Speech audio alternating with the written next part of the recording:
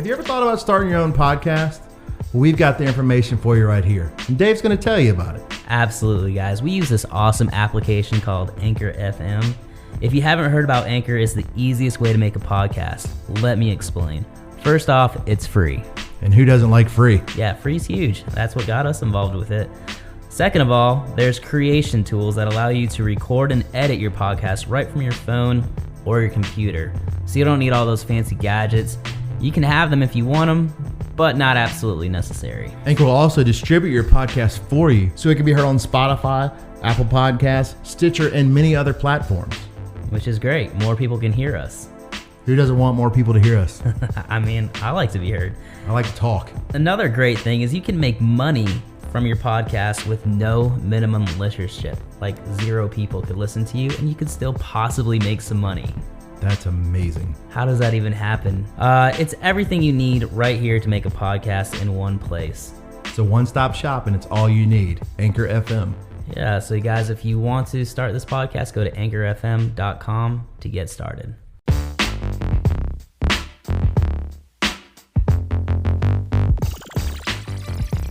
What's up, everybody, and welcome to another episode of the Apogee Podcast. My name is David Carter. And I'm Kevin Harrington. Kevin, isn't it amazing? South Carolina is an amazing state, man. Yesterday it was 70 degrees out, and today it's rainy and like 45 and miserable. I love this state, but I hate this weather. Oh, dude. Can't stand. I hate it. It's so crazy. Like, I feel like this time of year, I'm always like, all I want to do is step outside and start sweating. That's how hot I want it to be. And then during the summer, you're like, God, I can't wait for winter to get here. It's so dang hot out. So it's like, I don't have enough clothes for the never winter satisfied. time. I mean, I can always take clothes off in the summertime, but nobody wants to see that. But you know, You've been working though. no, I haven't. What? I mean, I have, but You've been no. working. You've been working. You're signed up for the Open, man. That doesn't mean We're gonna anything. do at least one Open workout together. I'm doing the non-equipment one. That's the version I'm doing. Dude, so am I. I'm gonna start. I'm gonna set my priorities right this time around. Right, dude. I'm for sure gonna get on that leaderboard for the no equipment. 2013, and I've been waiting to finally do it the right way. We were discussing this. You have to do the Open workout at least right after the announcement or first thing in the morning, and then post it right away. So you're right there at the top of the leaderboard. And then you can screenshot I was there. Like, look, I'm leading. I was there. I was top 50 at one point.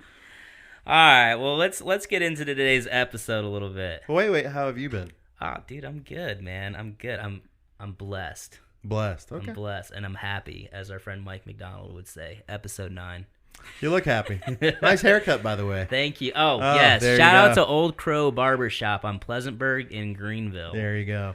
Kevin hooked me up. That's where he gets his haircut. Kevin's very stylish. I don't know if you guys follow Kevin on Instagram, but he is a stylish man. He's got a great beard. He's got great hair. So I decided to take my little 4-year-old son for his first haircut at his barbershop. So that's where we went. Job. He did a great job.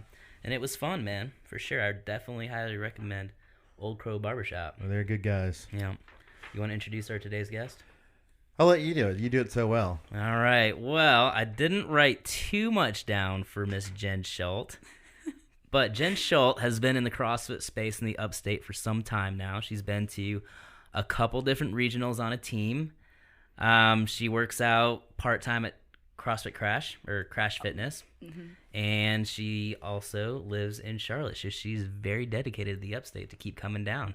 I am indeed. Welcome to the show, Jen. Hi, y'all. Howdy. Howdy. We are so happy to Ciao. have you on. I'm so happy to be here. Thank you for having me. Thanks for taking your time out of a Friday night to be here. Of course. So is this your first podcast interview? No, it is not my first podcast interview. Well, good. So there's no jitters. Everything's there's good. jitters because, ladies and gentlemen, this studio is very intimidating. I was on my phone for my first podcast interview. I am in the process. I have a dream of writing a children's book. It is written and it is partially illustrated, so now I just need to get it published. So I went on this podcast called Lessons and Legacies. My neighbor across the street where I live in Charlotte, it's her podcast and she features different people. It's kind of like a mix between, I don't know if you know who Brene Brown is. She's a researcher on women and shame and like all this other good stuff, like when you're being vulnerable, and it's a mixture of like Delilah, Late at Night Delilah. Really? It's like a mixture Delilah. of yes. How can you forget that? Mine So- wanted to. Right? She wanted to help get my children's book up on a platform, so I had a couple of podcast interviews with her. That's cool. So when did that become a dream? Was that something that It's always been a dream, Really? and I've just been acting upon it. I've always wanted to. I work with kids Yeah. for a living, and I incorporate children's literature in every single one of my sessions that I do for my children. So I've just always wanted to do it. I'm like, I'm going to do it, and I did it. Did you ever think about doing like a Kickstarter to start it out? What's a Kickstarter? Oh, is that kind of like a GoFundMe? GoFundMe, yeah. Someone just asked me about that. So. Yeah. Yes, I have. Asking people for money is just hard for me. I want to do it because I feel like a lot of people would believe in the book if they like read it, and that like people that know me, they're like, we want to support you, but it's just a little. It's No, I just get a different it. I totally dynamic get it. for It's me. like that asking it's- people for money. It's like, hey, can I borrow $5 from there you? is a Facebook page about it that my neighbor who did the podcast with me, she set it up for me, and she set up a place where people could donate money so the illustrations could get finished. Mm-hmm.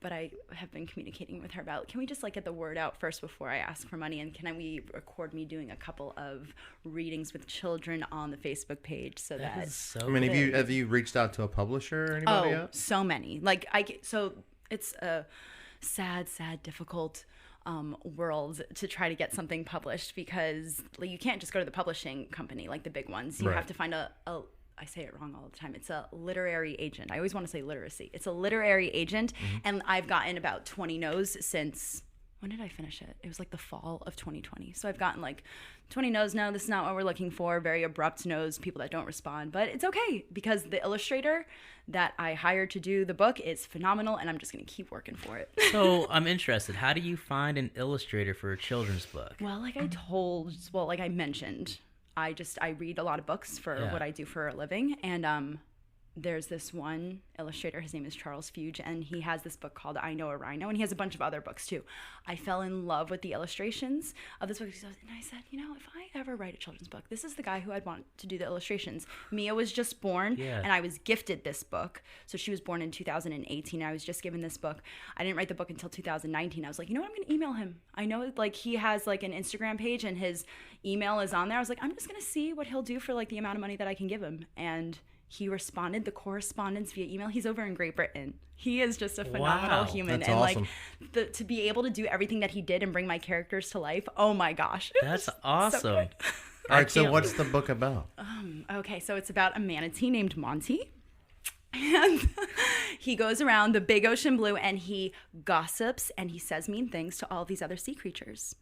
And eventually he comes up to Tammy the turtle, and Tammy the turtle has this bedazzled shell. I can't remember how the line goes. It's like, You wrote it. right, it rhymes. The whole book rhymes, and it says like, how does it go? It's like the shell was one that she. I can't think of it. Oh no. She's on the spot, Kevin. I You know. put her on the You put spot, me on the bro. spot. Shells. You I did have the this. book on my You phone. did this. Seashore. I have the book on my phone. It was like. It's all on the hard drive up here, bro.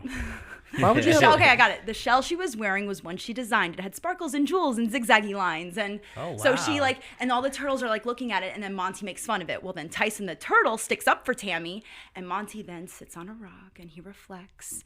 And he is held accountable for his action through his reflection, and he goes and he apologizes. So the book is supposed to teach kids, like, okay, I did something wrong. I need to be held accountable for my actions, and this is how I apologize. I don't just say I'm sorry. I say sorry for what I did. That's amazing. It is. I love it.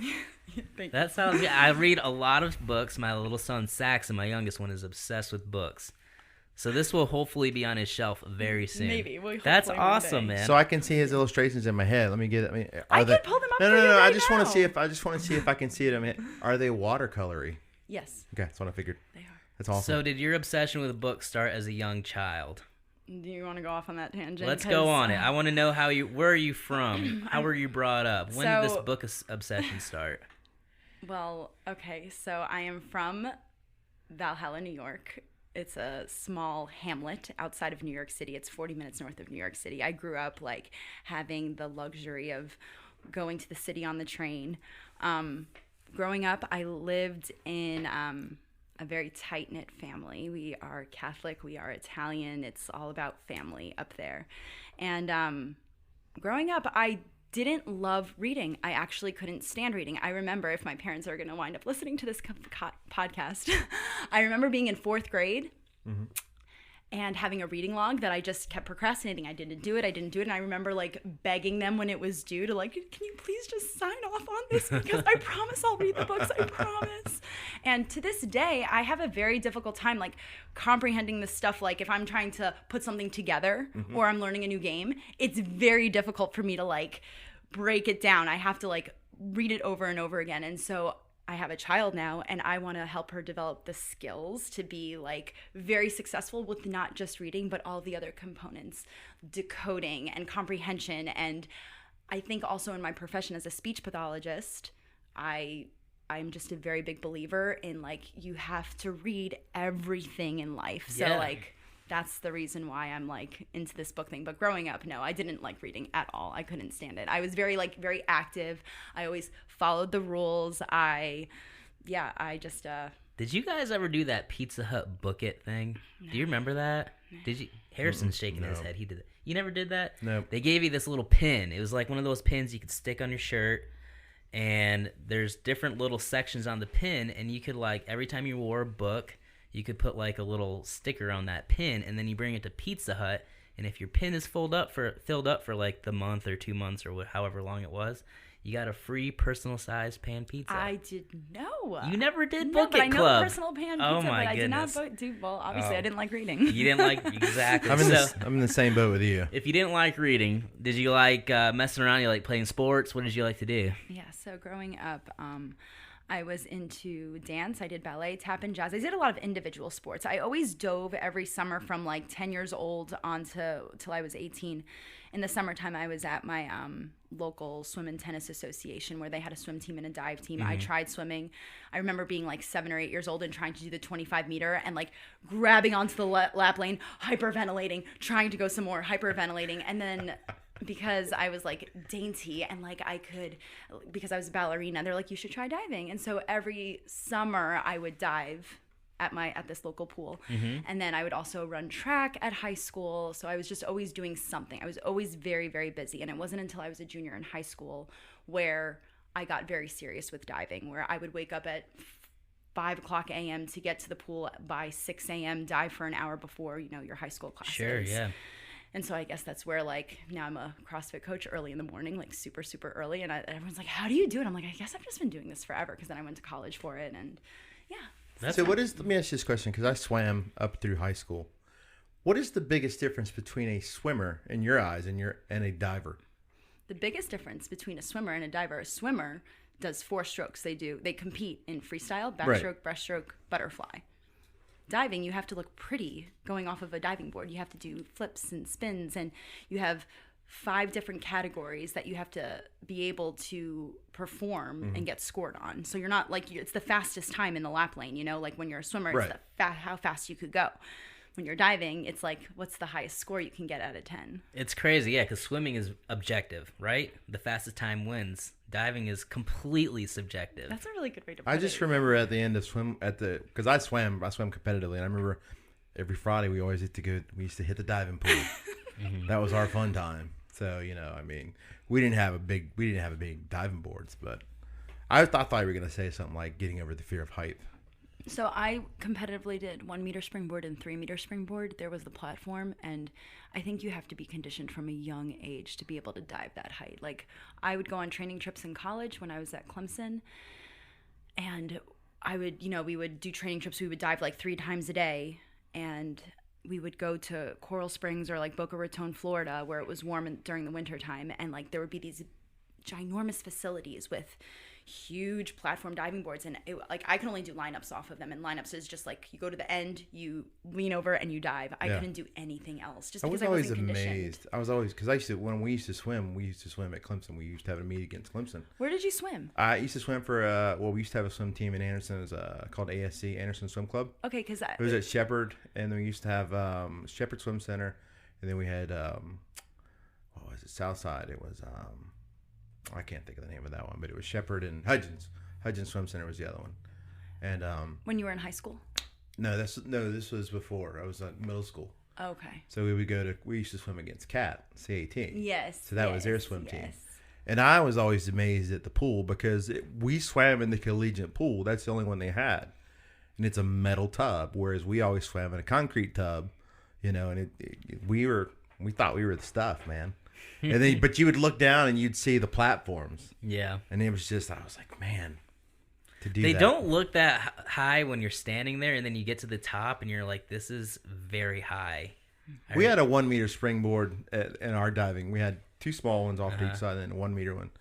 And then it still, when you get out to the end of that, and you could put the spring in it, it's kind of. Yeah, there's a whole art to it. And there is. If you were a gymnast beforehand, you are very, very blessed in the progression of becoming a diver because you are very aware of your body in space. Mm-hmm. I was not a gymnast beforehand. I did dance, and acrobatics, so I did like back bends. But like the category of twisting dives, I was lost. That's crazy. So you really started competitively doing this at a high level junior year of high school, and then you ended up going to Clemson to dive? I was the boss where I was growing up. Where I was in Westchester County, we had conference and county championships and states, and I did very well. And then I got recruited, and I guess they saw a lot of potential in me, and I came down to the ACC, and I was horrible. Everyone's like, no, Jen, you really weren't. No, I was bad. I was not the best diver on the team. I had to fight for a spot to travel to go to UNC or the big meets. Mm-hmm. It was very hard on my. It was just a very, very difficult time. I never quit anything. Even though I became more serious a junior in high school with diving, I still continued to dance. I still continued to run track.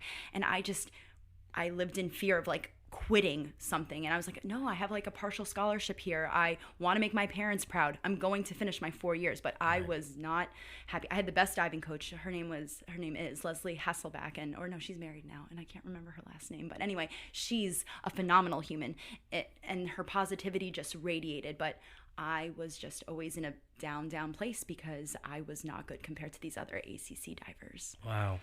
Yeah, I mean, once you're at that level, you're literally at the top. There were Olympians that I was diving against, or people that were aspiring to be in the Olympics. But that's cool to be able to train with people like that, though. When you're 18, 19, 20, sure, I guess it's kind of cool, but you also are a female and you're comparing yourself to everybody in bathing suits and you're not that good, blah, blah, blah.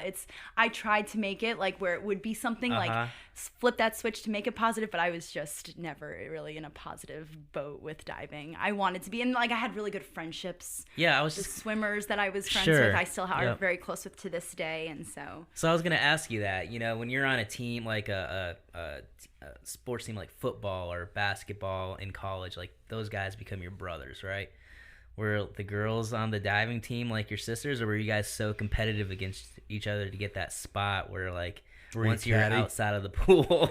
So I was kind of jealous. After I graduated from Clemson, the team got pretty big because the swim team disintegrated. They said that they were going to phase it out, and so the diving team got some more scholarships, and it was a big gymnast team, and so there were 9 to 13 girls that were out in the pool. And prior to that, when I was there, my closest friends are all swimmers because there were maybe 2 girls per class that were recruited for diving. Mm-hmm. So the girl that I was recruited with, we lived together freshman year. We didn't get along very well, but she wound up quitting after her freshman year. So then, I become a sophomore and the freshmen come in, and there is a girl that, who lives in Greenville that I'm friends with to this day. She is, she went to Clemson and dove there, and she's been a friend of mine. But the competitiveness, it's there, but there's a big bond there. Reflecting back at that time, it was never I'm gonna try to get you and be better than you. It was very, very collaborative, and I mean, there's something in the air at Clemson that's just wonderful. And what was that movie that Rodney Dangerfield was diving in? I have no idea. Wait, what movie? There was a movie, a comedy movie, where Rodney Dangerfield's doing this double Lindy triple backflip thing. Are you gonna Google this right now? Well, I thought you may. I thought because you were a diver, you guys. The thing is, I was a diver, and so I was at Clemson till 2000 and I was there till 2008, but I dove till 2007. After that, I did not step foot on a diving board. I was done. It wasn't my thing. So question, living in New York, did you even know where Clemson University was when they reached out to you? No, I did not. Especially back then, because they were just coming on the football scene, like right around So I had a then. little bit of an in. My diving coach that I dove with at club, like I dove at up in Connecticut in New Canaan at the YMCA, and my diving coach there went to Clemson, and he's like, I'm gonna go and reach out. Is it something that you're interested in? And my dad, like, oh my gosh, my dad is like the biggest, football fan. He's like, Clemson, oh my gosh, yes, let's go on a recruiting trip. And he came down with me, and I fell in love with the campus. I loved the South. I loved the weather, and the rest is history. I'm still down here. The movie is Back to School. Back to School. Never heard of it. I'm not a movie person. 1986. 1986. All right. It's probably one of the best. Just the triple Indy alone is worth it. I'll have to check it out. 86. That's the year I was born. Oh Lord. So, what did you major in at Clemson? I know you're a speech pathologist now, so that's a master's degree, correct? So, what did you major in for your bachelor's degree? I got my undergrad in special education, and so I had every intention on being a special education teacher. But then my senior year, a federally funded grant was given to Clemson in the education department to get your master's for free, with an emphasis in early childhood. The only way to pay it back, essentially, if you will, was you had to commit 4 years to teaching in an early childhood education environment for children with special needs. So that's what I did. And the special education, though, with kids ages it was ages 3 to 5, turning 6. It was very difficult. All of the kids could not talk. In the classrooms that you could have tried to find different environments, but when you're out of college trying to find a job, these are the positions that were open, and all of the available jobs that were there at the time were for kids that had severe special needs. So I took a job on for 2 years at McCarthy Tesler, was not happy there, moved to Duncan, and worked in School District 5 at Abner Creek Academy, and I was in a special education classroom there. I was like, this is just not my jam. I love special needs kids. I love kids. I'm meant to be with kids. I feel it in that's what drives me, but I cannot do it in a setting with 10, 12 kids. My heart goes out to those teachers and those kids because, we've all walked down the hallway when we were in high school, and you walk by that class, and it's just, you're like, man, it's they're doing the best they can, and it's just really hard. it is. But we've come a long way with teaching them now. I think a lot, and I could be wrong, but I just think it used to just be, we'll do the best we can. You're for right. them. There's so many different options for them. There are kids that are in school and they're there for 6 hours a day, especially those special needs kids. But what therapy can do in addition to that, that school routine is phenomenal. I just don't think we really knew what was kind of sort of going on back in the day. True.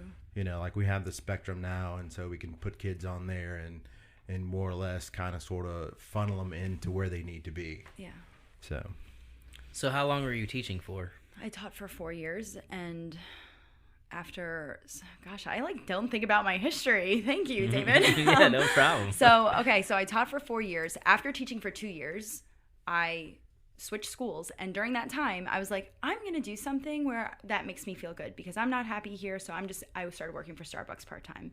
So I worked for Starbucks during the last 2 years that I taught, and then while I was working at Starbucks, I stopped teaching and just took on more hours there and did an after-school program and a bunch of little things here and there so that I can keep making money. Barista University. I was a barista and I loved it. That's awesome. I could see you doing it though. Yeah. I really do. If anything, it really helped me to it helped with my ability to multitask. I don't think you ever truly multitask, but you would hear an order on the drive-thru, start making it if you were on the drive-thru, barista line. Oh my gosh, I loved it there. I had a really good group of people that I worked with, and then people started fizzling out and it wasn't the same, so then it was time to go. Yeah. We just had this conversation earlier today, Harrison. I believe that everybody should work at a restaurant or a bar at least for a little bit in their lifetime, right? Be a server or a bartender. You learn so much about life at working both jobs. I mean, first of all, you have to learn communication skills, right?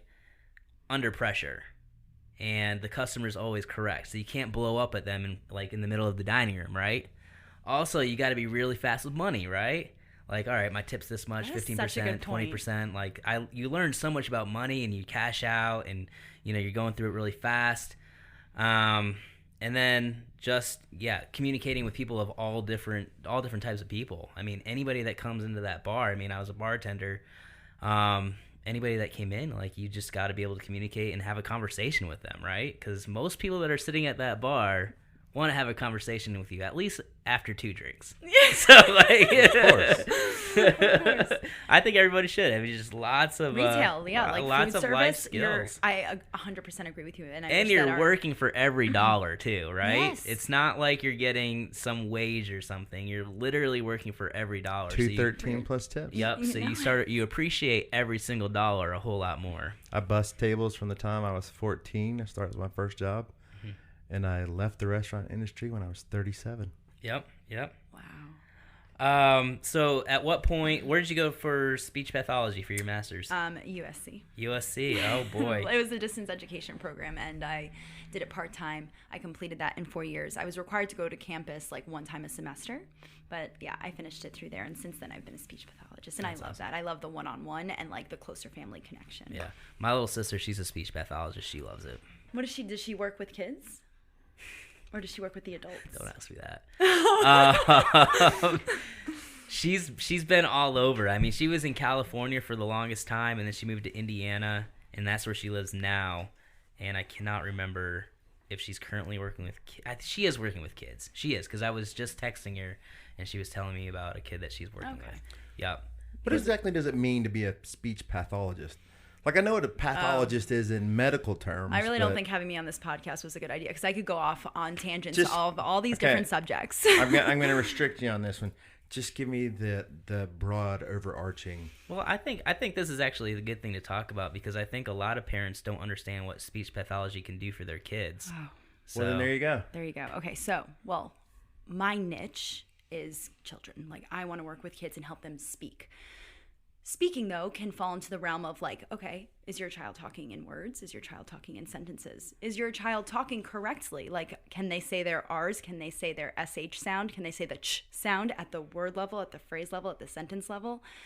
Is your kid processing things correctly? Can they follow a multi-step direction? Like, if I tell you to take off your coat, put it in your cubby, and go sit down and draw a circle on a piece of paper, can they do that? That's auditory processing, but that's also speech. Speech pathologists teach that kind of stuff. In addition to that, like with the older population, this was not my niche, and like I had to do hours in the older population, but things like dysphagia, things like aphasia is another brain disorder, things like swallowing disorders, like that's a whole other realm, and like that happens in kids too. But if your kid has like feeding issues or swallowing issues, they could see a speech pathologist for that as well. Pragmatics, social issues, like children with autism, they can't like look you in the eye, they can't shake your hand. A speech pathologist can help out with that as well. Wow. So it's really anything from like the neck up, if you will. So what if you've got a child that just grunts in the beginning? They're not like 2-year-old yet. If they're 2 and they're grunting, they need to see a speech pathologist. You need to go to your doctor and be like, hey, my kid's not talking. What's going on? He grunts when he wants this. I kind of know what he wants because he can act it out. They need to see a Or he speech just won't talk in pathologist. front of his friends. He'll If talk he- to his parents. They could, if they are concerned about that, to be an advocate for the child, they too can see a speech pathologist for that, for sure. And it can be covered by insurance, Cool. for sure. The professionals out there can figure it out for the parents. I think it's super important. I don't think a lot of parents realize all the things that speech pathologists can do for their kids. All right, so in the midst of all this, college, grad school, Starbucks, Barista. at some point you transitioned from training for diving to training just for life and in general, right? And just general fitness. So at what point from transitioning out of diving did you find CrossFit? So, transitioning out of diving, how did I find CrossFit? So, I love being active. It's my therapy. It's my mojo, if you will. So after diving, I was going to your typical Globo gym where I would hop on the elliptical and I would exercise. I wasn't really getting out of it, but I felt like I had to do it to, like make sure I was in my caloric deficit, if you will, or like if I like ate like, half a tub of ice cream, I'm like, I need to go to the gym because I need to work off all those calories. And then eventually, oh gosh, this journey is long. I then tried jazzercise. I love jazzercise. To this day, if I could, I would go get my certification to be a jazzercise instructor. I love jazzercise. But then I found another program called Accelerated Sports Institute. That was outside of the Greenville hospital system. Me and one of my good friends, Amy Riccomini, Amy Ward, who now goes to Crash, she and I would go to ASI every single day, and they had a lot of machines based off of resistance. So like you would put like these, like, I don't really know how to explain them very well, but like you would put like shoulder, you might actually know what these are. I know where this is at. I know it's at the called? Patewood Hospital, correct? Yes, but I don't think it's there anymore. It's not. Okay. But yes, it was at the Patewood Hospital, and it was very, very similar to CrossFit because like they still incorporated dumbbells, they incorporated lunges, but a lot of the stations were these resistance-based machines. Right. And then my husband at the time, Brian, and I moved to Duncan, and I was commuting from Duncan to Greenville to do this workout, and it was too much. And so as I'm driving back to Duncan, I see a sign for Tiger River CrossFit, and I've heard of CrossFit, not to like the extent where you could see it now, because I think back in the day, like I don't even think Instagram was a thing yet. It may have been like very, very new, but like you go onto Instagram now, you can find everything and anything about CrossFit. But I saw a sign for Tiger River CrossFit. I was like, I'm gonna try it out, and I walked in one day with my basketball shorts, like long basketball shorts, and my Clemson swimming and diving t-shirt. And I was like, I want to try CrossFit. And Scott Zimmerman and Nicole Park-Coney, and they were the owners, and I fell in love ever since. I don't remember my first workout. Like I think I heard you ask Josh Miller that on the podcast, and I don't remember my first workout. I remember using resistance bands for pull-ups. I remember not knowing how to snatch, but so you said this love. was back in the day. So what day was this? What year was this? It was 7 years. This May will be 7 years. All right, so we're looking at What's that math? 2014. Was when I first walked into the gym. 7 years ago. Wow. All right, cool. Because the Open had just happened. Like it happened in February, March, and then so I had about 8 months till like, and then I was like, what is the Open? I was up in New York visiting my family for Thanksgiving, and I went to a local gym there, and they're like, are you gonna do the Open? I was like, what's the Open? What's the Open? Yes, the Open. So That's awesome. So you go to what was it called? Tiger River River CrossFit. Tiger River CrossFit in Duncan. Yes. Which I live in Duncan now, but I've only lived there for almost a year now, so I'm still kind of new to the area. So wearing basketball shorts, that's another thing me and Harrison were talking about earlier. I think this was like yesterday. We were like, at what point did basketball shorts become uncool to wear? Right? Because I'm doing a little bit of therapy myself, and Harrison's been working on my knee, and I had just grabbed like a pair of shorts out of my drawer, and they were like these old school basketball shorts. I think there's two people. I know. No, I'm going to tell you right now. What? There's two people. You either wore basketball shorts or you wore soccer shorts. You're right. That's it.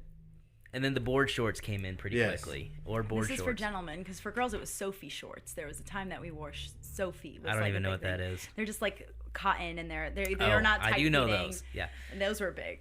So yeah, I was like, at what point? Because I'm looking back, and even in 2016, 2017, I was still wearing some basketball. I want to say like 2018 is where basketball shorts officially became uncool to wear to the gym. I don't know. I don't know if our listeners will agree with me. I think it happened a lot sooner than that. David was late to the game. Out of the loop, So I can't remember the last time somebody wore basketball shorts to the gym. Hudson may still do it. We're totally. People are gonna be like, "Man, you're throwing me under the bus." What are you doing that? I'm throwing myself under the bus. I was wearing basketball shorts the other day. I don't even know where we were at. But yeah, that's what that was my first. Yes, you were wearing CrossFit basketball experience. shorts and a big T-shirt, and you went in and you loved it right away, correct? I did. I loved it. I drank the Kool-Aid. You drank the Kool-Aid. I drank the CrossFit Kool-Aid. Good. And so at what point were you like, I'm really going to start training for this? Because you were on a couple regional teams. Well, not a couple, just one. One. In 2017, Crash brought a team to regionals. I was on that team. And then immediately after that, June was when regionals was. In July, I moved to Charlotte. Okay. I closed on the house with my ex on 7-Eleven. So I was immediately in Charlotte and I started going to CrossFit Pineville. And I just told myself, I was like, I don't need Crash. I'm good. Like, I can be happy anywhere. So for 3 years, I was at CrossFit Pineville, and I wasn't on a regional team there, but we did go to Wadapalooza in 2020, and we won the RX division. Wow. Yes. So that was a year ago. Yeah. A year ago, like today. Yeah, that was right before COVID. Yes. Literally. Yes. So there's the elites. Yeah. We weren't in the elite division. Right. We were thinking about like doing one of the workouts. I can't remember what it is off the top of my head. It was like the last day before you could submit your scores, and me and this other guy, we were like, should we switch the one, like you were doing this many ring muscle ups and I forget the other movement, and I was doing this, like maybe we should switch, and like that way our times could be faster. And I was like, if we're gonna not go elite, I want a podium on RX, and we wound up winning. That's awesome. It is awesome. So at what point were you transitioning from just going to a class at Tiger River to being on a team at Crash?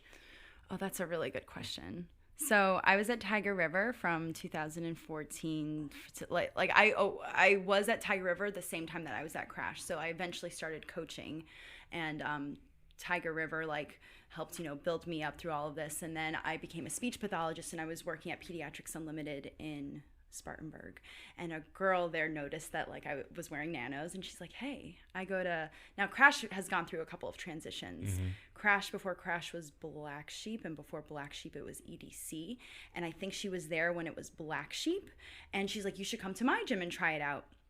And when I went to go try it out, I think JR was in the process of taking over and turning it into Crash. Okay. And I was still at Tiger River, and JR, me, and this other girl, Amy Payne, she goes to Crash as well. We would, I'd wake up in the morning, I'd go work out at Tiger River, and then like on Saturday, she'd invite me to Crash. And I really liked that energy there. JR then like approached me. This is back in like 2016. And he's like, I really want to bring a team to regionals. I was like, that's great. I don't want to be a part of it. Like, I'm going to like have babies and like be the best wife ever. Like, no, like I don't want to go to regionals secretly. I really wanted to like be really competitive with this. So, I told Nicole, the owner, after talking it over with Brian about how like JR has like the desire to bring a team, and he could see me being a part of that if we all worked really hard together. I talked about it with Brian and then to Nicole, and I was like, I don't want to stop coming to Tiger River, but I do want to like aspire to do this. And so I continued to work out at Tiger River one time a week and coach there, and commit more time at Crash coaching and working out there. And I committed to being there at like 5 every morning, and then like working out from like 6 to 7:30 to be at work at 8. Wow. That's a busy schedule. It was very busy, and I worked from like 8 to 5. Hey guys, we're going to take a break to thank our sponsors for today's episode. We're going to start off with CrossFit Greer. If you're living in the Greer area and are interested in getting started in CrossFit, go ahead and look up CrossFit Greer. Jen and Reagan Green are the owners there. If you mention the Apogee podcast to them, they will give you 10% off your first month's membership fees. I would also like to thank Blitz Belts and Chris Kane for their continued support of the show. So be sure to use their 15% off coupon code at checkout. That's Apogee, all caps. That gets you, the listener, 15% off at checkout at Blitz Belts on your custom order. I want to thank GoTape for being our new sponsor. GoTape has committed its brand to providing the best in athletic tape. They are the standard for CrossFit tape, scary sticky. Now they are providing the best in KT tape. So at checkout, be sure to get your 25% off your wholesale purchase. Use the coupon code Apogee at checkout. And for all your Amazon purchases from now until March the 6th, use the code 25Apogee, all caps, at checkout. And that's good for both the US and Canada. Finally, if you guys would like to become an invested friend of the show and are interested in supporting the show directly, go to anchor.fm/Apogee Podcast and click on the support tab. We love bringing you guys awesome content each week, so be sure to subscribe to the podcast, drop a review, and let us know how we're doing.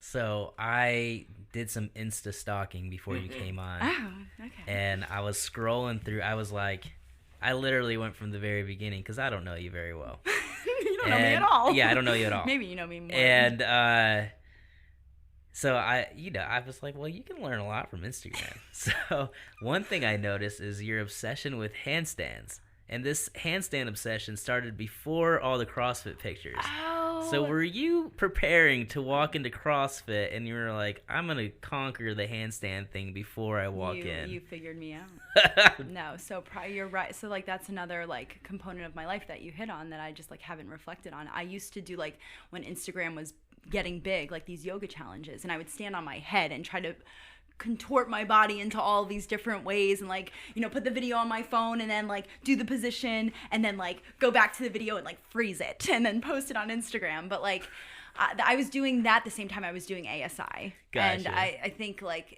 also that was the beginning stages of Tiger River CrossFit. You could have just said I did the handstands because I did a handstand spring Well, there's diving. a difference. There's headstands and handstands. I don't remember, like I don't think any of the pictures that I posted had a lot of handstands. They were like elbow stands. Elbows, yes, Like, exactly. yeah, you were like in a C or something. Yeah, there's like like, the shape in front of a Clemson C. Stadium. Like Okay, yes, there's that makes sense. yes. Right. So, yeah, they were in various locations. Yes. but I think because of diving and like having like when you are a platform diver, I never did platform, but like there were times that, you know, I would fool around with it. I wasn't unfamiliar with being on my hands. Mm-hmm. So I guess I Perfect. was just like I had a one up in the CrossFit world. So you were Insta handstand walker. Insta handstand walker. That's There you go. It's so funny. I was talking about Instagram. It's like, man, I really wish I knew what it was back in 2012, I mean, I had it, but the only reason I had it was like for a filter to send pictures over to Facebook. Like I didn't really know. Like Yes, the filter I stuff didn't that really they had. realize that Instagram was gonna be what it was. And it's like, man, I really wish I would have It's paid more huge attention now, to it right? back when it first came on the scene. But Well, it was more for photographers at the time. And I like how more for photographers, like people that wanted Yeah. to like use different filters or like Yeah. use. So I like how David said, you know, I did some Instagram stalking. I just want the community to know you could do one strong swoop on my Instagram and probably get to the end yeah, of my there's not, post. it's not like isn't there's a lot. there. Yeah, there was not a There's lot. I don't post very often. I never did. I never like with the yoga challenges. I remember trying to post a bunch, but yeah, you had me because then you had me looking because I think I was wondering. Well, I was like, what was my first CrossFit competition? I knew it was with Brandon Ward, but like, where was it? And I had to like go back and look because I know I posted about it, but I had no idea. Well, that was our next question. Where was your first CrossFit competition? Where's the picture? I'm looking for it. You wrote an Oh, answer. here it and was is. it Potentia? Yeah. Yep. CrossFit. No, Distinct CrossFit in Greenville. Oh, okay. Yes, that was my first CrossFit competition, the Dynamic Duo. Did y'all win?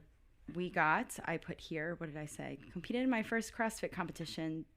We got 8th out of 30 RX teams. Hey, that was that's my not first bad. competition. And your so first competition was RX. Yes. Well, Good. like, I think, you know, yeah, my first competition was RX. I think I wasn't going to, when I started doing Tiger River and I realized there were scaled in RX, I said, I'm going to work toward getting to the RX competition for sure. So that was my first competition. Awesome. Hey, look, I made it to the bottom of your feed. You did? So he's not looking at the. He's just busy on Instagram over there. He's not even paying attention to the conversation. No, I am. I was really curious because I was like, that was right off of Airport Road. Like, where was that? What was the name of it? Distinct CrossFit in Greenville. Are they still around? No. I don't think so. I don't think so. So I want to ask a few more CrossFit questions. So, what's your favorite memory related to CrossFit as far as competition? My favorite memory, as far as competition, can I include the Open? Yeah, absolutely. Okay. My favorite memory in regards to CrossFit in relation to competition was in 2017. We had all worked really hard. We're trying to get to regionals as a team, and 17.3 comes out. And I remember being at Scott Zimmerman's house, the owner of Tiger River, and waiting for the Open announcement.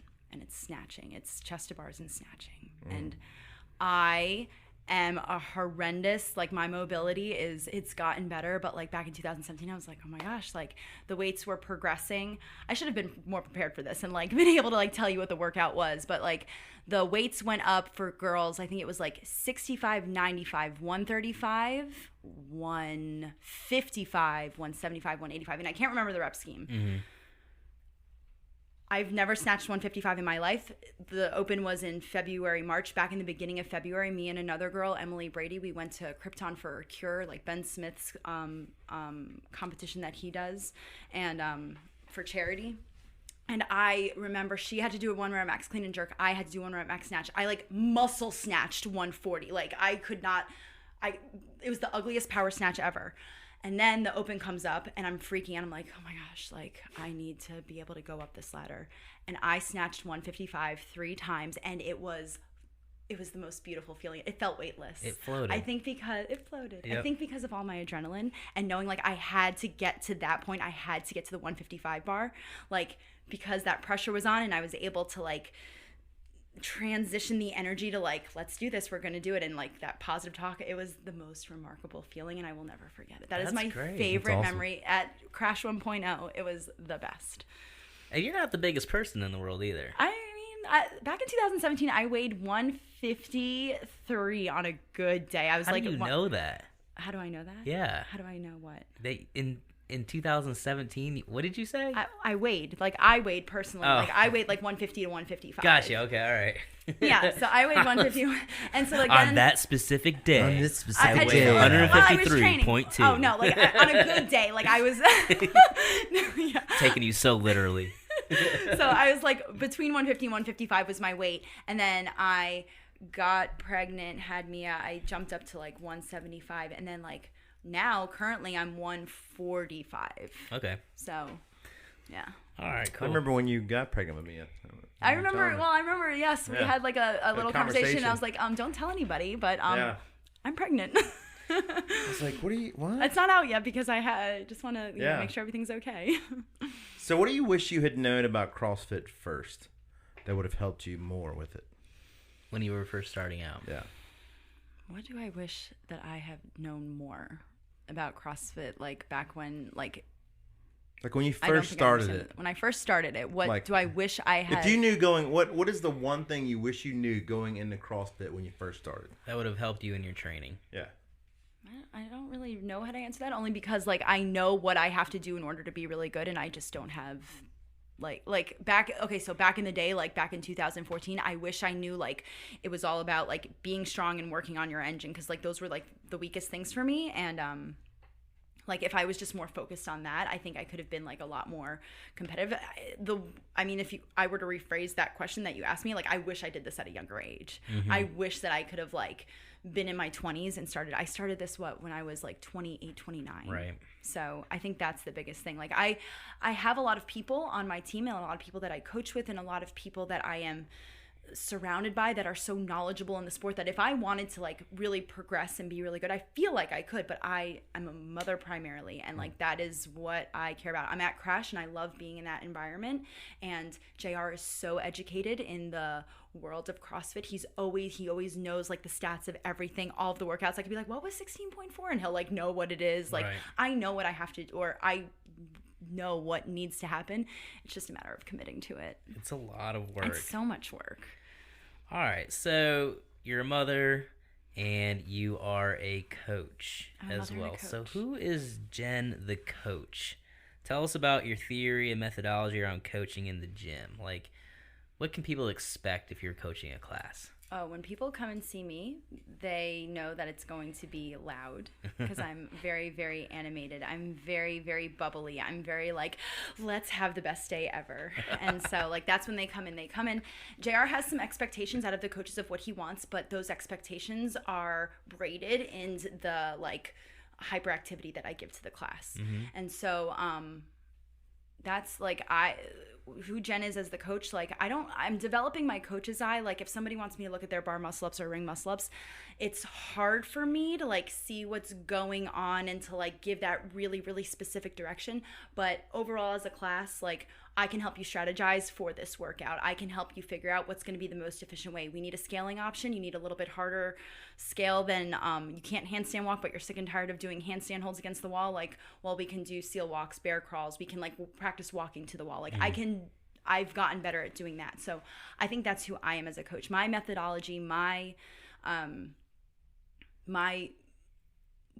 foundation is to just be like, I love it so much and I just want to portray that to the world. I just love everything about the sport. I love everything about like who it is. Like anybody can do it. It's scalable. You can modify anything. It's it's functional fitness. Like, what do you do every day? You get out of bed, that's a sit-up. What do you do every day? You sit on the toilet, that's a squat. Like, I try to get my parents into it. I'm like, it's a different generation. Like, when we're in our 60s, I think we're going to be, and I'm not a physical therapist, but like, I think that we're going to see a shift in the health world, just like with so many of the 20-year-olds and 30-year-olds that are so intense on being active. I 100% agree with that. We had this conversation in a couple episodes ago, and I think just where the fitness world has gone in the last 15 years is just mountains compared to, you know, when our parents were in their 30s. What were they doing? You know, they were going to the YMCA, maybe swimming some laps, shooting some hoops,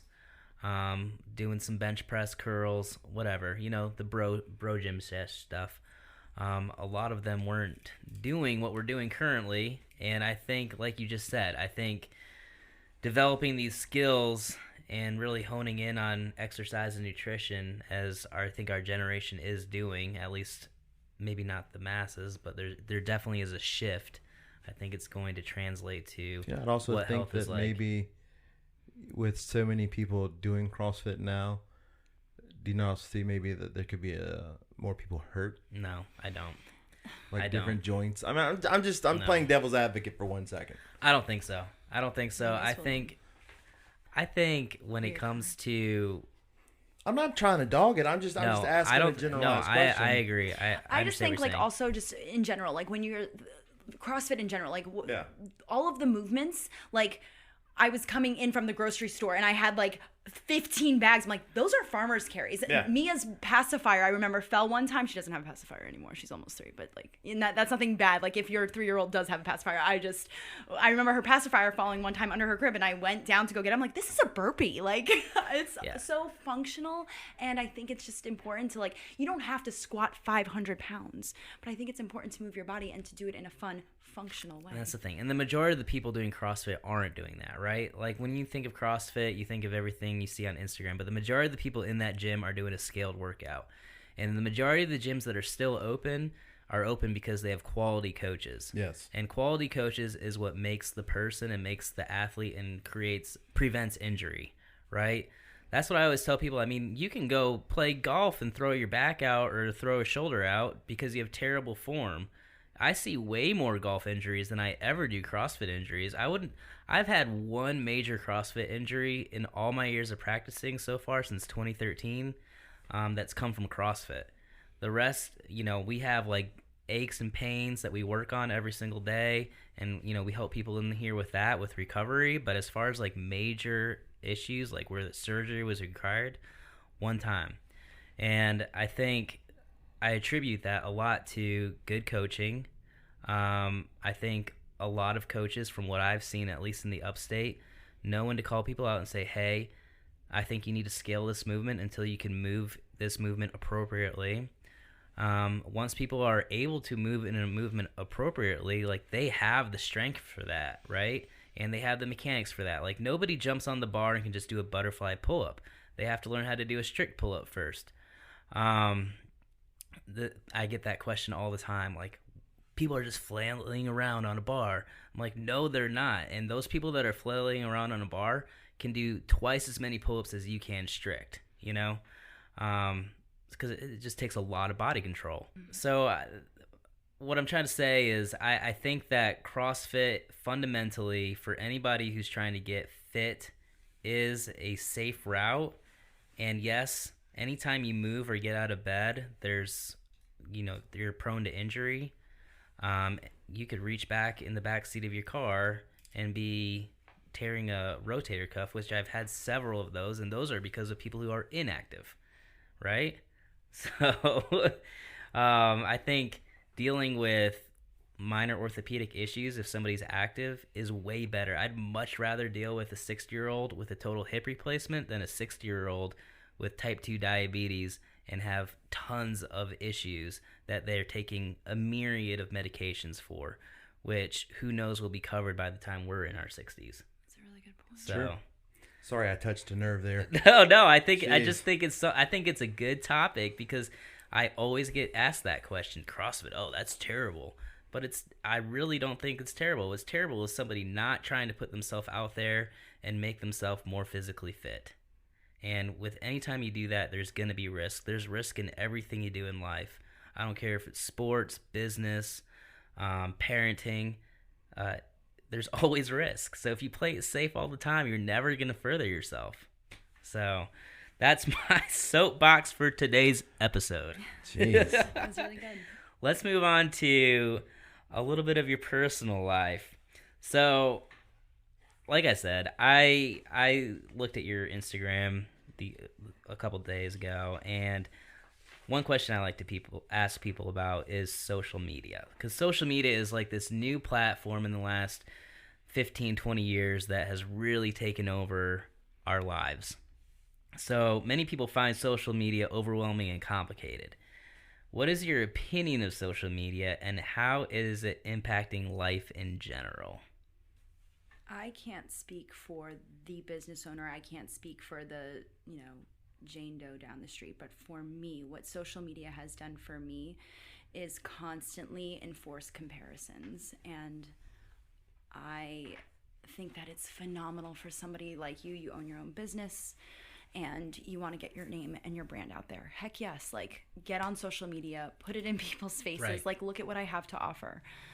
But I feel like it's a validation procedure for happiness, and I'm sick and tired of it. Like, I love seeing what people like are posting who are genuinely like, hey friends, look at what I have. Like, look at what my daughter is doing. Look at what my son is doing. Look at like my wonderful family. Like, it's great in that sense. And for those people, like, that's your outlet and that's your therapy, and like, heck yeah.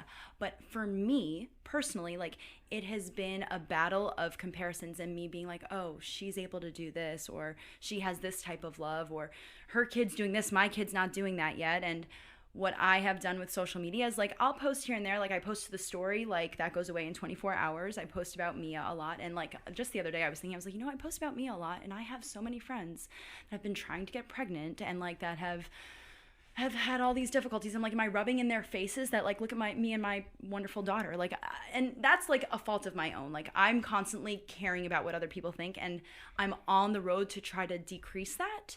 But social media isn't helping me do that. So I've really gotten into TikTok recently. I have been like on there looking at videos. I'm not like very present on there, but like that's kind of like my outlet.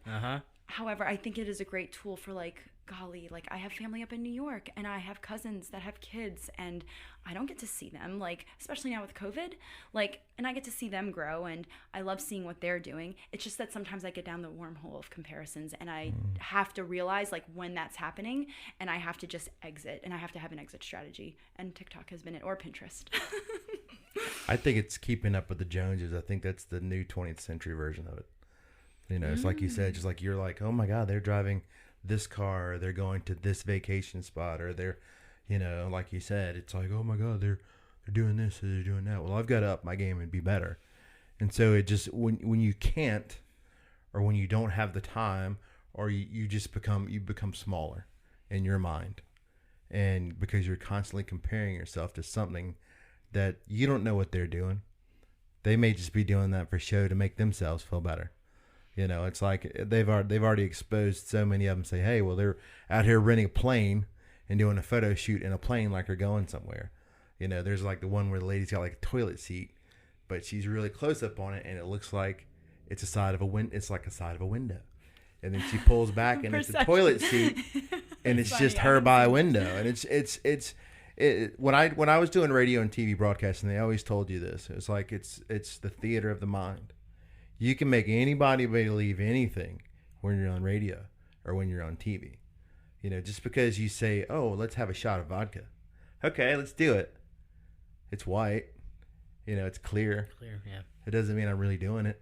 Whiskey, tea, So, I mean, there's ways of making things look like you're doing something else.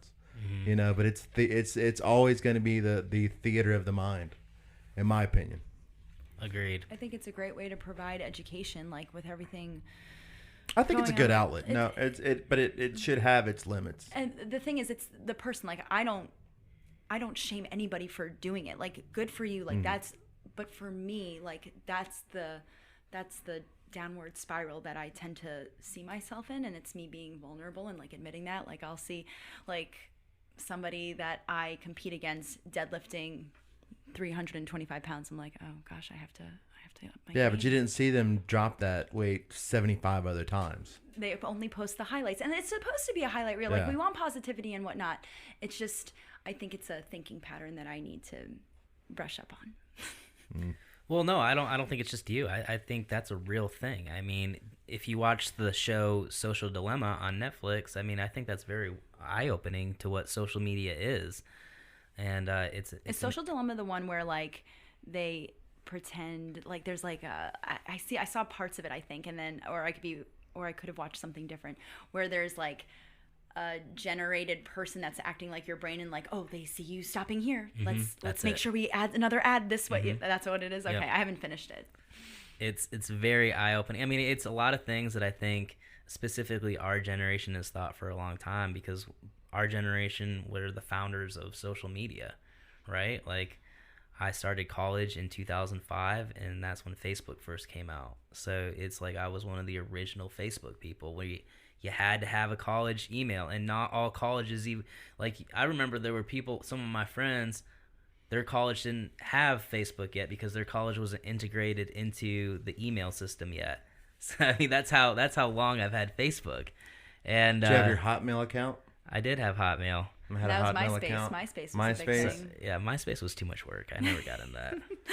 But I still Like use the mine. Facebook people would be like, oh, well, I have a Facebook account. They're like, well, my MySpace, I could change my background and put these stickers, and Right. it was like a and there's fight. music. Yeah, the music.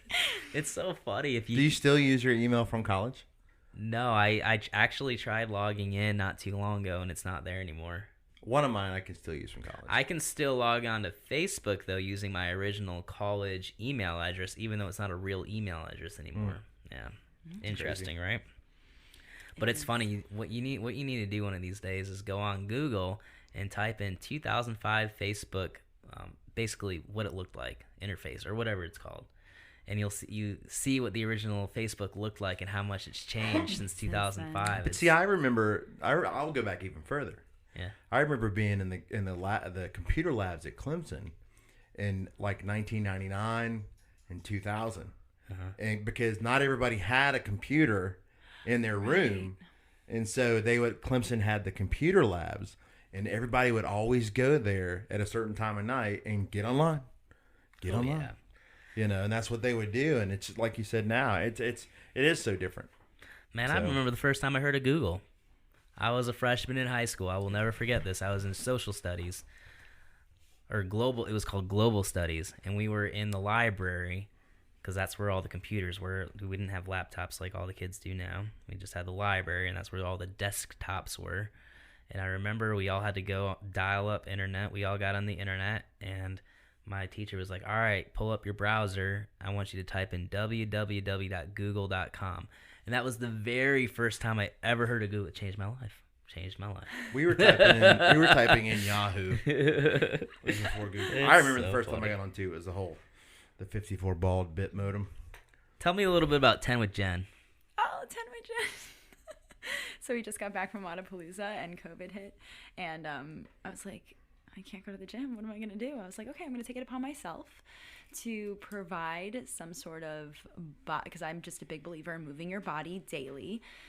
Let's do a 10-minute workout one time a day. So I just challenged myself to hold myself accountable. Like I think I said for like 20, I guess it was 21 days. I can't remember the amount of days that I said that I was going to do it for, but I just posted one workout a day. And to my story, I posted myself doing the workout. So it was just a way to get the community to move, and I did not think that it was going to have an impact on like very many people. There were people from like high school that messaged me on Instagram, and they were like, I just want to thank you for that workout. I did it, and I incorporated like this yoga move with it, and thank you for inspiring me. I was like, what? Okay, you're welcome. That's awesome. Yeah, so it was just kind of like, I want to hold myself accountable to like do something that is helping not the world, or like the followers, the people that I follow, like I want you to see that, like, even though we're in this really hard time and it's awkward and it's weird, let's just keep moving our bodies and get endorphins flowing, because that's going to make us feel better. And then whenever I did, I was able to like go wash the dishes, or I was able to like go on a walk with Mia, and I just felt better after moving. Mia was in one of my videos and she was trying to imitate me, and it just warmed my heart. She's trying to do thrusters with her brown bear I remember book. one of the stories you had me in it. It's like the snow or something. Because I texted you. I was like, oh my God, that's just funny. Because she was, I don't exactly remember what she was doing, but she was like walking very gregariously in the snow. In the snow? Or on the sidewalk. I don't know. Maybe it was like there's rain. I remember posting about like rain. Oh, It was- rain puddles. yes. Yes.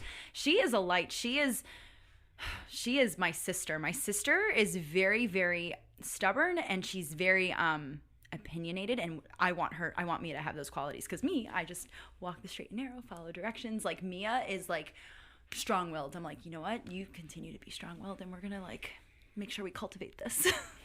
So let's go more into that. Let's talk about Jen, the mother. It is the best. It is a gift from the Almighty. It is a gift from a higher power. Like I tell myself all the time, and I'm sorry if I get emotional, that I just don't deserve her. She's born healthy.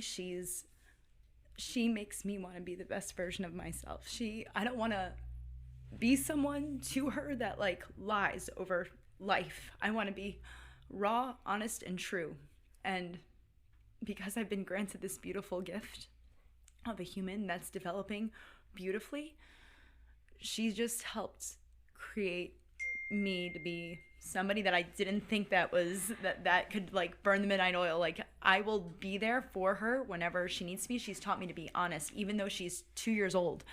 If she's like having a fallout or a tantrum, I'm like, it's okay to be angry. Like she has taught me patience. She has taught me to be her anchor in her storm, because you can't have two people that are like frustrated at each other and yelling. Like when she's having her tantrum, like I told you, she's strong-willed.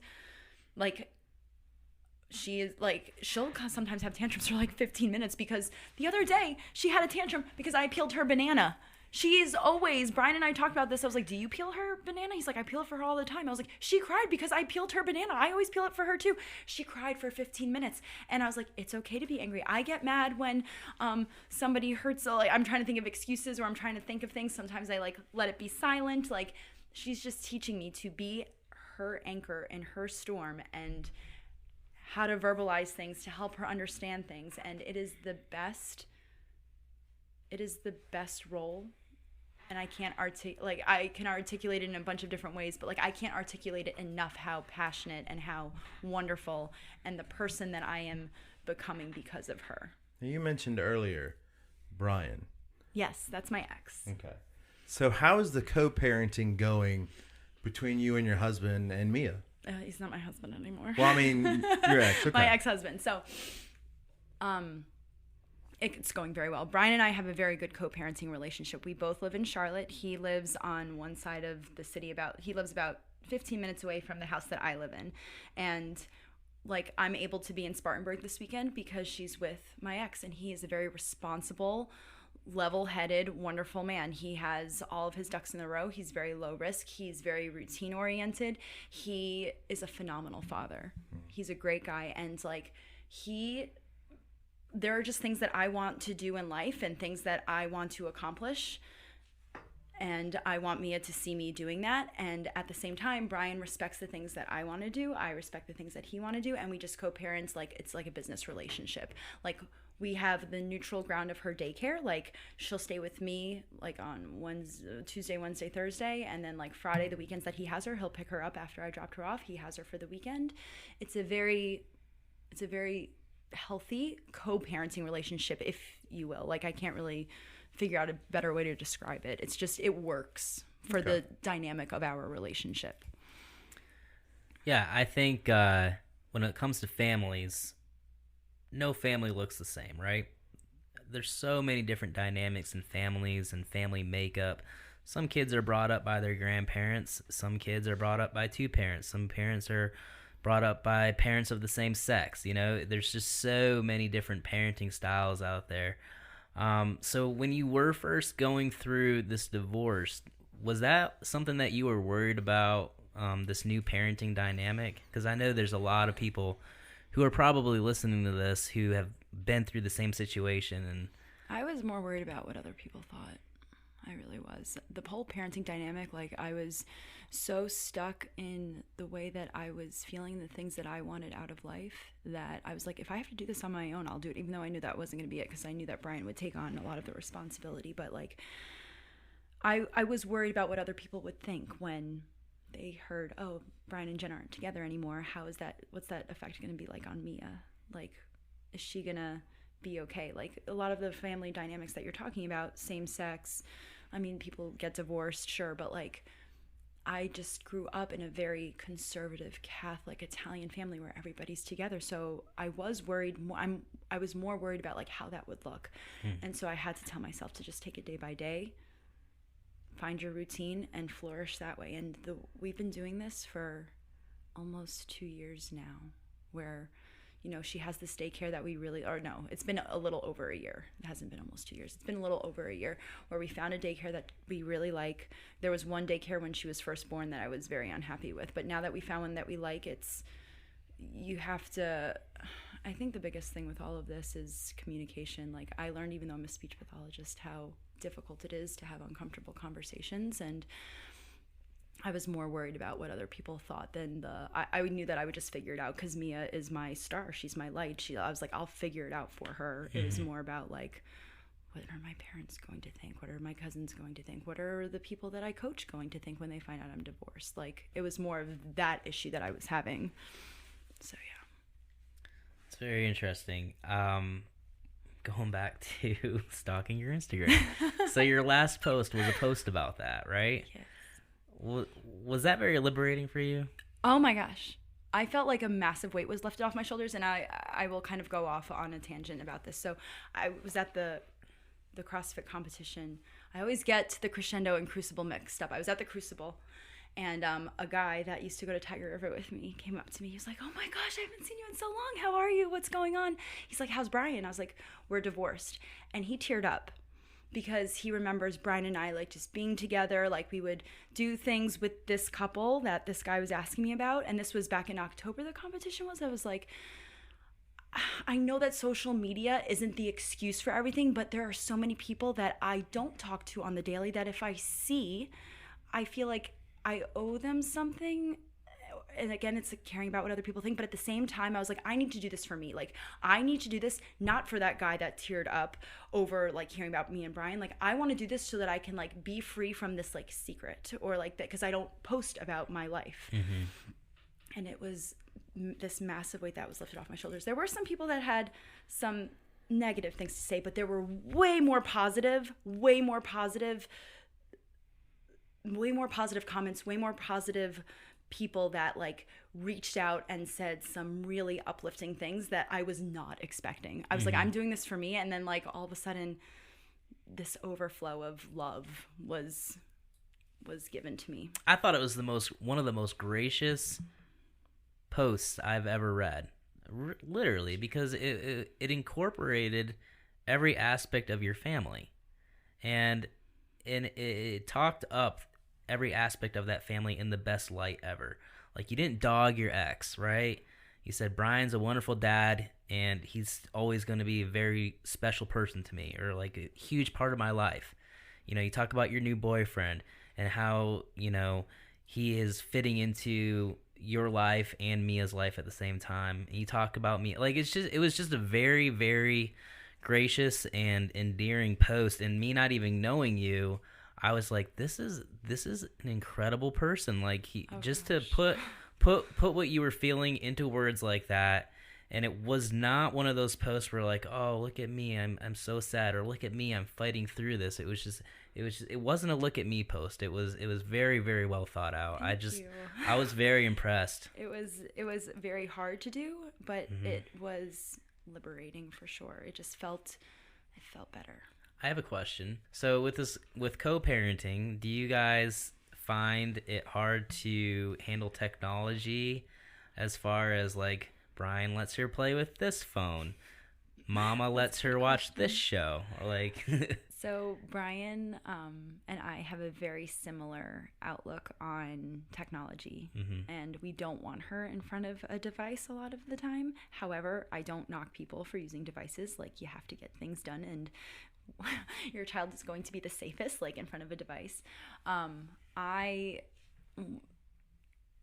We both just have like the same kind of mindset where, like, okay, we get home, we're going to play with Mia. Like, we both have had long days. Yes, like, you've worked all day, I've worked all day, Mia's been in school all day, but she needs to, like, have a bond with us. We don't need to put a device in front of her. So we have, from when she was very, very little, from 3 months on, like, when she was going to school, she'd come home, we'd read books, we'd crawl around, we'd make noises, we'd play music, all of these things. And then if she, like, requests for TV, like, she'll come to my house after, like, daycare, and it's been 70 degrees outside. She's like, I want to go on the swing. I said, let's go on the swing. We go on the swing. It starts getting dark. We go inside. The past couple days, she has not requested for Anna and Elsa, but she's gone into her room and we've played with blocks or Play-Doh or books. And when she does request for it, I kind of put a time limit on it. I was like, okay, so she knows all the different parts of Frozen 2. And I say, like, she's like, I want Elsa in the water. I go, okay, you want Elsa in the water? That's when Elsa's, like, going and she's fighting the waves and getting, she's getting familiar with the water spirit. I was like, when Anna screams at the earth monsters or the earth giants, we're going to turn it off. And she understands that. 50% of the time she freaks out when I turn it off. The other 50% she's okay. And as she gets older, it's been getting better, like, with the transition of, like, technology. And Brian is very much on the same page too. Like, I think she watches Peppa Pig at his house a lot. She comes to my house and she starts saying Peppa Pig. I'm like, what's Peppa Pig? And that's the worst. Peppa Pig's the worst.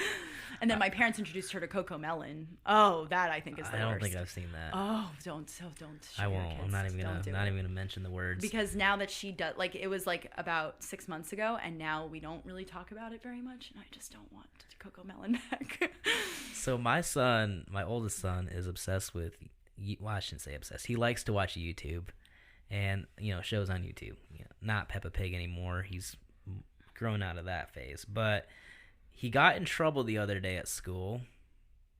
And this is actually, it was a great parenting moment for myself, because I got to see my son, who's just turned 4 this week, be, like, really human. He got angry at this little girl at school, and apparently he went over there and just poked her as hard as he could in the eye. And obviously she starts crying, and he started crying right away as well, and he had to be sent to, like, the director's office or the principal's office, and he apparently was bawling the whole way. And it's because he felt guilty, right? It's like, wow, my son understands what guilt is. And he, as soon as he got home, he told me, Daddy, I got in trouble. Earlier that day, he had gone to the doctor for his 4-year-old checkup, and he got a shot, and he had called me right afterwards at work. My wife called me with him, and he was like, I got a shot, and I didn't cry. I was super brave. And then when he got home, he was like, I was having such a good day. I was super brave, but now I'm just really sad because I feel really, he said, I feel really bad. And I want to do something for so-and-so little girl. And I was like, that's amazing. Like, that's because you have a conscience. And we had talked about, like, what a conscience is. And it was a big moment as a parent, right? So it was experiencing all those really hard feelings and emotions and dynamics. Oh my gosh, you must have felt like, wow, like you were probably, like, in shock, like, oh my gosh, like, I have to let this sink in for a second. Yeah, that was my first time where I was like, I had to teach him something, like, human, right? Yeah, or what he was feeling. And it was very I was thinking about that later that night, and, like, kind of like I am now, like, you just kind of start tearing up about that and that's the special thing about parenting. So yes, for sure. Along with parenting, which takes a lot of time, it's hard for a lot of parents to find time for self-care. Talk a little bit about what you do for self-care. Working out is my self-care. It really is. I feel better when I move. I feel better when I work out. my boyfriend Adam has done a really nice setup at my house, and I have like a pull-up bar, and I have a squat rack and a ski erg, and I have things to like. Mia goes to bed really late. She's a night owl. Like I try to get her in bed. Oh gosh, if Brian hears this, there are some nights where she doesn't fall asleep till 10 o'clock. Like he always gets her in bed at 9. I'm like, how does he do that? I'm like, golly, and she like just elongates the night, and like usually it's been better now. It's like about 9:30 she'll pass out, and then I will find time to like, that's my time to go work out. It's been cold recently, so I haven't really been doing much of that, but this morning it was nice out, so I did 3 rounds of 10 burpee box jump overs, 5 strict pull-ups, 10 wall balls, and like I just like, that's my self-care. Like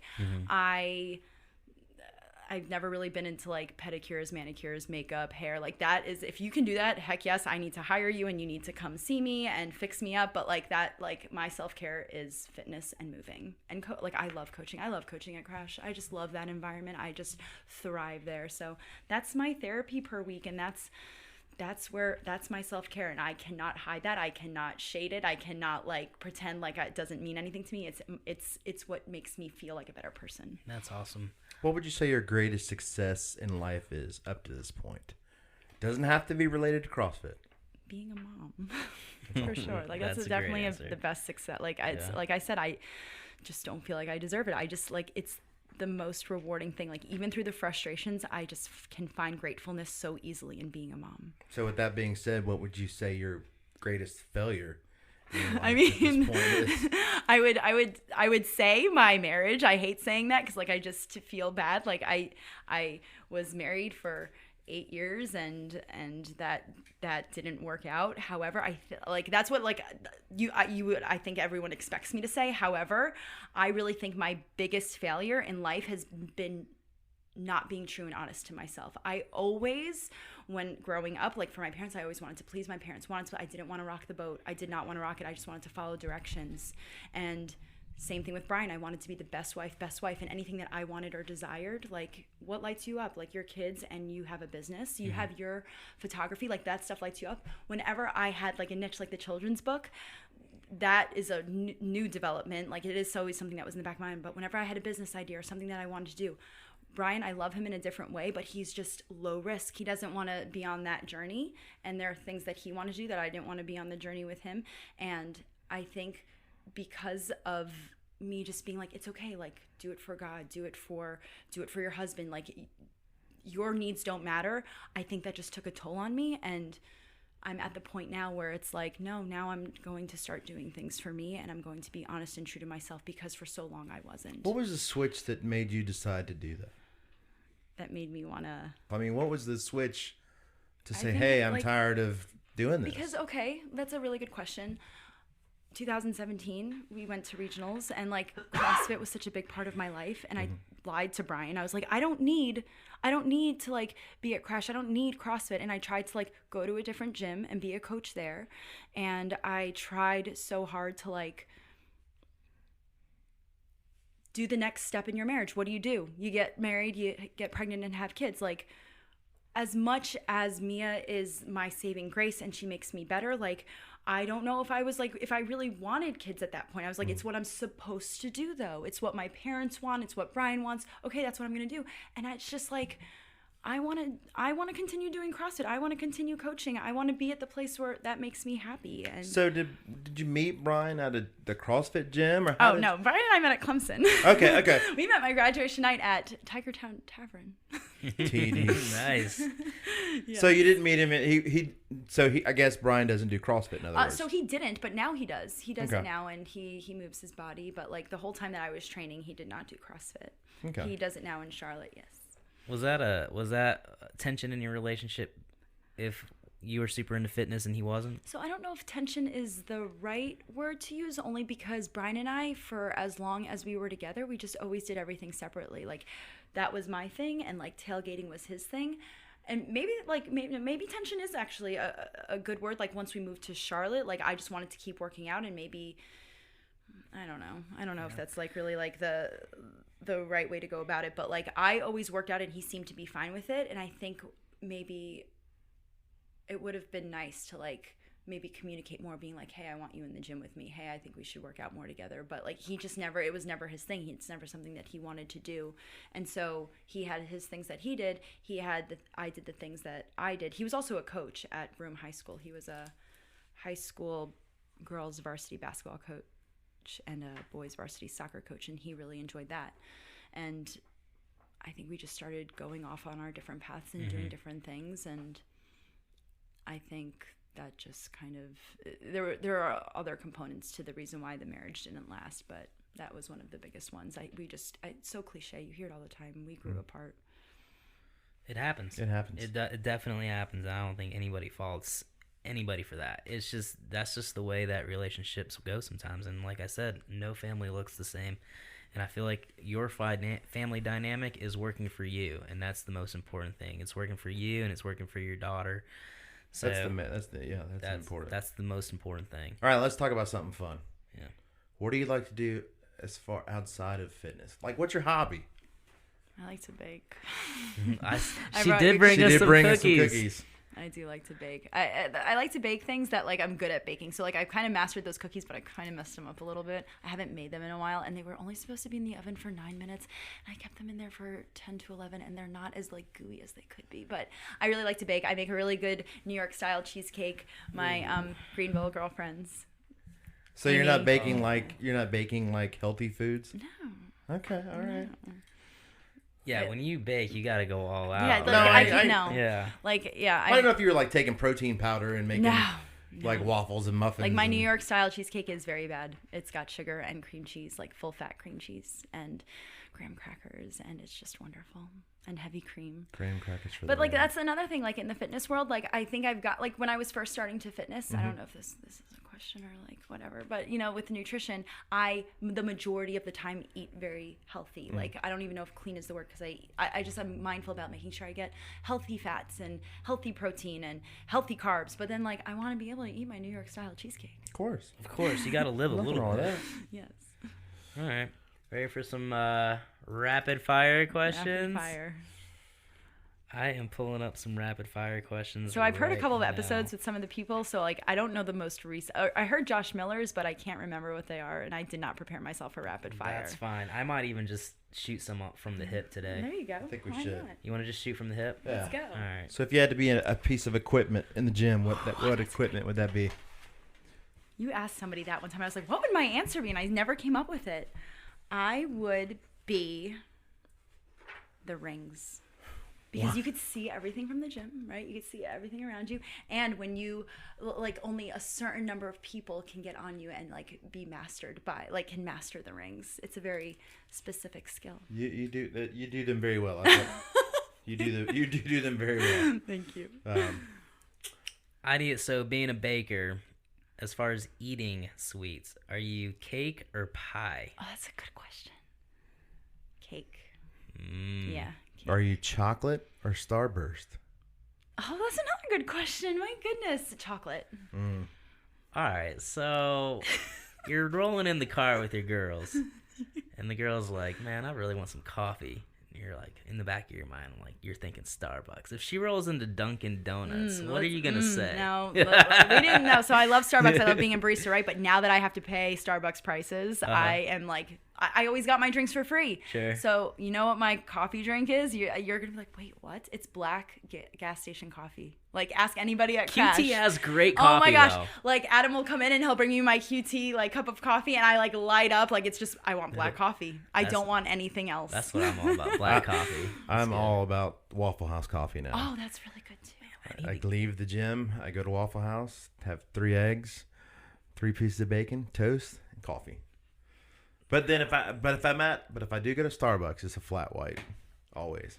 So they have all these fancy things now. Yeah, Starbucks intimidates me. It does. Like, my wife is obsessed with Starbucks, and every time we pull up, I'm trying to, like, remember what her order is, because I like to, like, sometimes get her a coffee. And surprise her, yeah. And every time I go up, I'm like, I talk to the person through the drive-thru. I'm like, you're going to have to help me with this.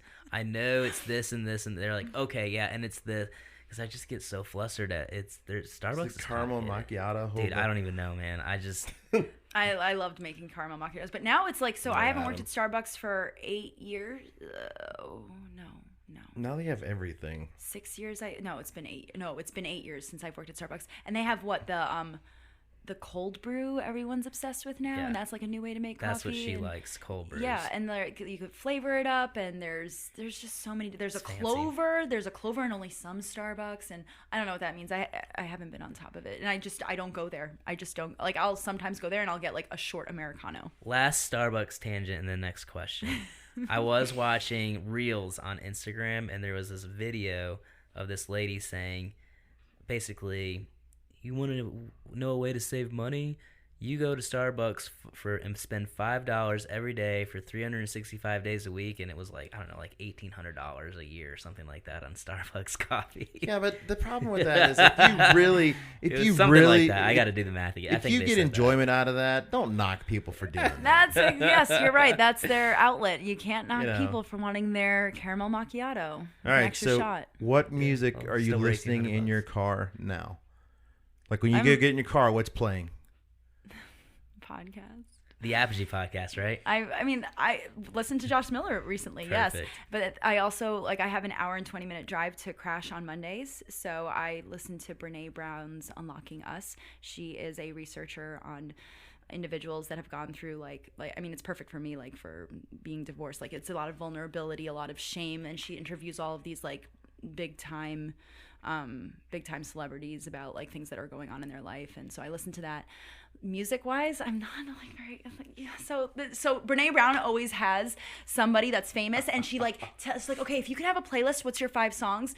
I was a teeny bopper. I listened to Backstreet Boys, 98 Degrees, NSYNC, Britney Spears. That's what I used to listen to. And so I'm nobody wants to hear And you still listen to that, don't you? That's what I listen to. No, I'm trying to I always listen whenever I have to play the music at the gym. It's I put a playlist together of BPM or techno beats. I like that. I like high energy jazzercise music. Right. Yeah, absolutely. All right, so check this out. Your boyfriend Adam, from what I gathered, is a Southern guy who most likely likes outdoor things. So if Adam was to take you to do an outdoor adventure, would you rather go hunting or fishing? And you know what? You say that, but he doesn't like to do either. Oh, really? Oh, no. But if I had to do it, I would rather go fishing. I do not want it. So you said you were on my Instagram, but you don't see it because I only posted it to my stories. In Charlotte, I'm 20 minutes outside of uptown, and I have the most amazing backyard with these deer, like 8 pointers, 8 and 10 pointers, are in my backyard, and it's phenomenal. man. And they're on my, obviously you can't see them anymore, but I would post, and I'm just fascinated by these deer. So I cannot shoot them. I cannot. So I'd rather go fishing. I can. I'm coming. Gosh, really? And you're from Michigan. Yeah, lots of huge big game up there. Go. College football or professional football? College. Okay. All right, if you were to train with a CrossFit Games athlete for the day, or for the afternoon, and then you had to go get coffee with them afterwards, so you had to have a meaningful conversation later, who would it be? Bethany Shadburn. Really? Yes. Interesting. I really like her content that she posts. I like a lot of her accessory work. Yes. Yep. And I would want to have coffee with her because I want to learn more about that, because I told you I don't have the coach's eye. I'm not JR and a bunch of other people knock on me. I don't warm up very well at all. I just kind of come to the gym and let's go. And I need to be more mindful, especially because I'm getting older, about taking care of my body and warming up. So she does a very good job at hitting all the different muscles and areas. And Yeah, she really does does. this. She does X and Y because of Z. So I am super impressed with her Instagram, just because a lot of the big names do post that huge lift, and she's over there just posting this extremely boring accessory thing. But I mean, it's with resistance right, bands, or she's it's deadlifting awesome. barefoot. Yeah, she's great. Yeah. And she seems very badass, and I would just want to have coffee with her and work out sure. with her. Yes. Cool. So if you could wish your daughter to be successful at anything, what would it be? This is gonna be a cheesy answer. It's literally whatever makes her happy. I tell my, if I could wish it for her, I hope she CrossFits. I hope she loves fitness as much as I do. If she wants to dive, I couldn't stand diving, but if it lights her up, have at it. Who am I to stop you? Right. I don't want her to be a level 10 gymnast and be miserable and hating her life. So I think the importance now, when they're 4, 2, 3, having open conversations and knowing that I am your parent and you could come to me literally about anything. Like, we can talk about whatever it is. It will hopefully not promote shame. Like, I don't want her to like be doing something that she is so good at and hate life, like, or hate what she's doing. Been there. Yeah. I understand.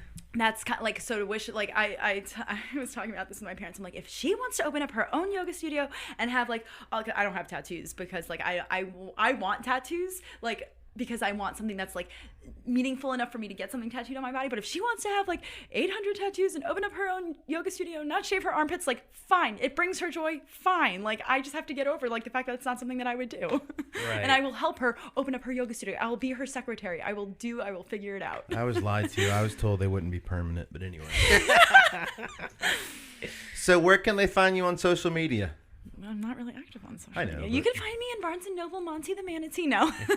No, I am Jen Schult on my Instagram. I am hidden on Facebook, but I'm trying to get Monty out there. So if you would like my Monty page on Facebook, it's Miata Schult is my name on Facebook. Miata is my maiden name. And if you can find that and like the page, that would be phenomenal. But I'm not really much on social media other than Instagram and now Facebook for Monty.